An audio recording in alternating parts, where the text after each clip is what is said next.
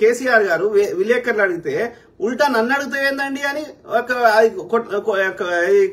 విలేకరుని తిడతాడు. అట్లా చేసి కాంగ్రెస్ లేకుండా చేయాలనే ఉద్దేశంతో 13 మంది కాంగ్రెస్ ఎమ్మెల్యేని కొనుక్కుంటే 21 మంది గెలిస్తే ఏడుగురిని వేసేసి ఎంఐఎంని ప్రతిపక్ష పార్టీ ఒక ఓల్డ్ సిటీకే పరిమితమైనటువంటి ఎంఐఎంని ఇలా కేసీఆర్ గారు ఉన్నప్పుడు ప్రతిపక్షం చేసిండు. ఓకే, కాంగ్రెస్ 70 ఏళ్లు పరిపాలించినప్పుడు ఎంఐఎం పార్టీ ఒక ఓల్డ్ సిటీకే పరిమితమైంది. బీజేపీ వచ్చినాక ఎంఐఎం దేశమంతటా పోటీ చేస్తుంది. బీహార్లో వాళ్ళకి ఎమ్మెల్యేలు ఉంటారు, మహారాష్ట్రలో ఎమ్మెల్యేలు ఉంటారు, ఇంకో మధ్యప్రదేశ్లో ఉంటారు. అదే కాంగ్రెస్ ఉన్నప్పుడు ఓన్లీ ఓల్డ్ సిటీకే పరిమితమైండు. అట్లాంటిది ఎంఐఎంను ప్రతిపక్షం చేస్తే మరి కాంగ్రెస్ ఎట్లా వచ్చింది? లేని కాంగ్రెస్ ఎక్కడికెళ్ళి వచ్చింది? తెలంగాణలో లేదు కదా, చచ్చిపోయింది కదా.